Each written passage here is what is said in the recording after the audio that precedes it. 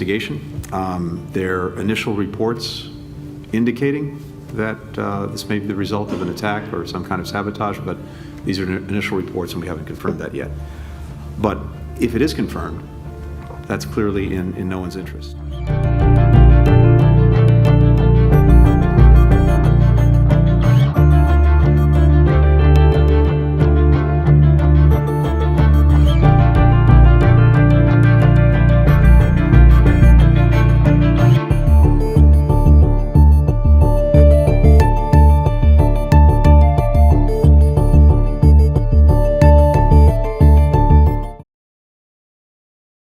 If Russia invades, that means tanks or troops crossing the border of Ukraine again. Then there will be no longer a Nord Stream 2. We will bring an end to it. How will you do that exactly, since the project and control of the project is within Germany's control? We will, I promise you, we'll be able to do it. With regard to Nord Stream 2, we continue to have very strong and clear conversations with our German allies, and I want to be clear with you today. If Russia invades Ukraine, one way or another, Nord Stream 2 will not move forward. Hello, people. Watchman blows the horn here, and I'm blowing the horn as loud as I can to let people know what time it is, so they know what they ought to be doing. Welcome to this presentation. Once the bear has secured 3 ribs, or regions, then the world will cry peace and safety. Then will come great travail, or tribulation, World War III.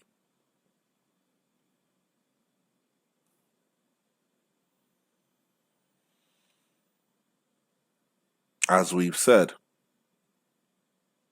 Ukraine, with her 24 ribs,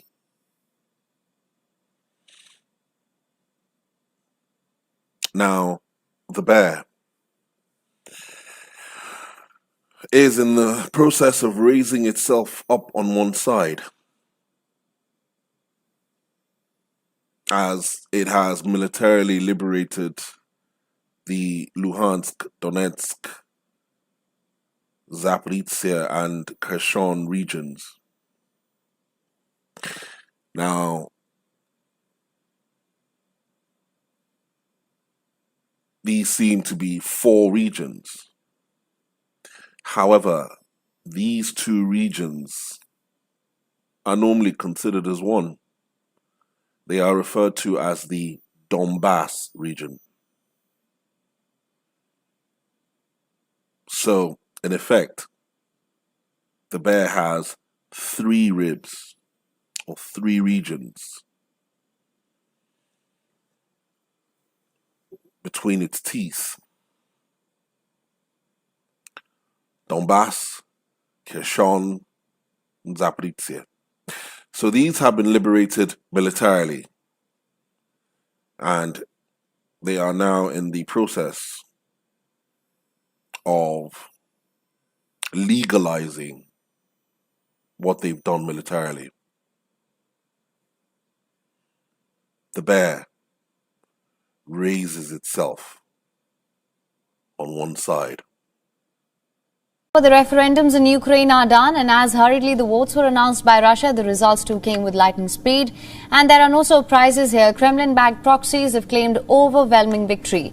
Russia announced the results of the 5-day referendum held in Ukrainian territories. It says that all 4 regions, which are currently under Moscow's control, have voted in favor of joining Russia. Up to 4 million people were asked to vote in the war-torn regions, which makes up about 15% of Ukraine's territory. As per the tally released on Tuesday, 93.1% of voters in Zaporizhzhia support joining Russia.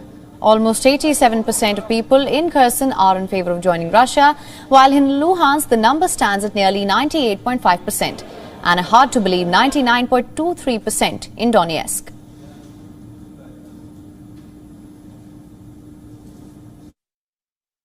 В 2014 году мы об этом мечтали. А дальше мы творили историю. Именно так. Сегодня исторические дни. Мы воссоединяемся с нашей большой Родиной, с великой Россией. While Moscow officials claim that almost all territories voted in favor of joining Russia, Kiev has once again dismissed the vote as a sham. Я підкреслив на засіданні Радбезу, реалізація Росії так званого кримського сценарію і чергова спроба анексії української території означатиме, що з цим президентом Росії немає про що говорити. The process started on Friday, ended yesterday, and in the absence of international recognition, the polls were not monitored by a global body, putting in doubt the authenticity of the polls. Remember, there have been reports of the forces here making people cast their vote under pressure, submitting fake votes, among other things. Только все эти процессы сейчас пройдут юридического утверждения результатов референдума, после этого мы приступим к организации органов власти. Russian President Putin is expected to announce annexation on Friday during the affected. This is the same way that he announced the annexation of Crimea days after holding a referendum there. If Russia annexes these 4 regions, which Moscow does not fully control, it could take the war to a new and a more dangerous level. Russia might portray any attempt by Ukraine to regain its territory as an attack on its land. Earlier, President Putin defended the referendums. He said that they were signed to stop the persecution of ethnic Russian and Russian speakers by Ukraine, a claim that Ukraine has denied. The United States and EU member nations have slammed the plebiscite. UK has imposed new sanctions targeting top Russian officials involved in enforcing the votes, while the United States says that they will never recognize Russian annexations and have warned the Kremlin of additional swift and severe sanctions. Dmitry Medvedev, former president, on Telegram on the 27th of September 2022, states,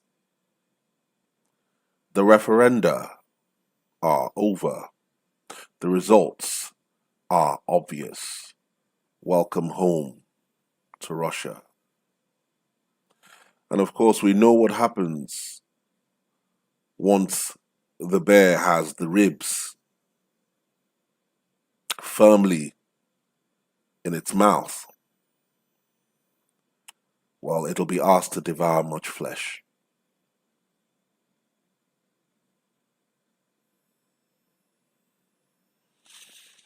Of course, we know that this is happening at the same time as they are saying peace and safety, as we showed in our last presentation, with the Prime Minister of Israel declaring that he is open to a two-state solution, and the leader of the Palestinians asking for the two-state solution to be implemented, because peace and safety is code for the creation of a Palestinian state, the dividing of Yehovah's land and the breaking of Yehovah's everlasting covenant with Abraham. And of course, we know what the scriptures say comes after peace and safety: sudden destruction.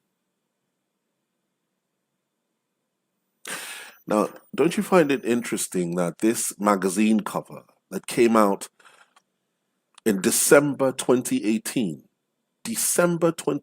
if you go to my playlist and you go to the very first presentation I made,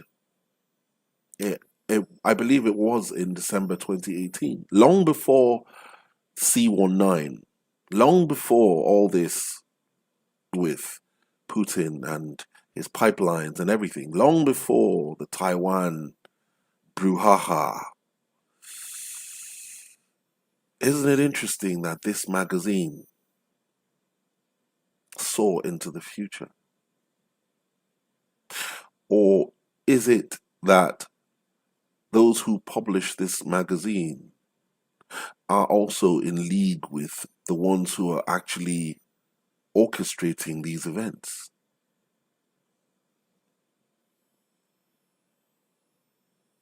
Don't you find it interesting? December 2018, Putin's pipelines. What just happened to Putin's pipelines?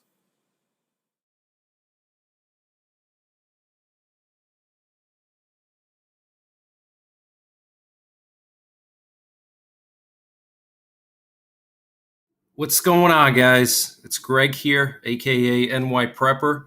It is Thursday, September 29th, 2022, and I have another red alert to share with you guys. I wanted to give you an update on Ukraine, and I wanted to update you on Hurricane Ian. So we have some breaking news coming out of Ukraine, major breaking news. Ukrainian intelligence now says that the threat of Russia using a tactical nuclear weapon as being very high, okay? Very high chances that Russia will use a tactical nuclear weapon, and that's coming from Ukraine's intelligence agency. And Ukraine's intelligence agency was 100% spot on. Right before the invasion started, they leaked out a map showing the areas where Russia would attack from. And they leaked it out like 2 months before the invasion started. If you go back to my videos, you'll actually see that I did a video on that, and people were saying that I was a fearmonger, that Ukraine has no idea, that their intelligence service sucks. How could they know what Russia's going to do? And they were 100% right. Now they're saying that there's a very high chance that Putin is going to use a tactical nuclear weapon against Ukraine. So, very serious situation, guys. And they're saying that the strikes are likely going to target locations along the front lines where a large number of personnel and equipment are deployed, as well as important command centers and critical infrastructure. So, just absolutely insane, guys. The last week or so, we've been seeing the mainstream media talking about Putin using nukes on Ukraine. So you know that if the mainstream media is talking about it, that it's about to happen.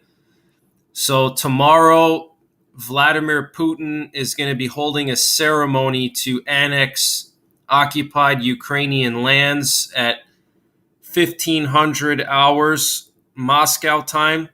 And he's going to be making a statement at that ceremony, okay? So tomorrow, Russia will officially annex those lands. At 3 o'clock in the afternoon, they're going to make a statement. Putin is going to make a statement. And I'm sure he's going to threaten Ukraine with nukes if they try to take the land back. So we're going to have to wait and see what happens, guys. But I have a bad feeling that Ukraine is going to try to take the land back, and Putin is going to respond with nukes, okay? So it's a very serious situation, guys. I'm taking it very seriously. Zelensky said today that he vows a very harsh response to the Russian annexation, and he called for an urgent meeting of the Ukrainian National Security Council tomorrow. And the National Security Advisor of Ukraine, Alexei Danilov, said that tomorrow there's going to be a meeting of the National Security Council where important fundamental decisions for our country will be made. Wait until tomorrow. So tomorrow is going to be a huge day, guys. There's going to be some huge news. And the Italian embassy in Russia is recommending all Italians leave Russia if their stay is not absolutely necessary, and they're following several other countries that have already told their citizens to leave Russia immediately. The US, Poland, the Baltic countries, they've all told their citizens to leave Russia. So something big is about to go down, guys.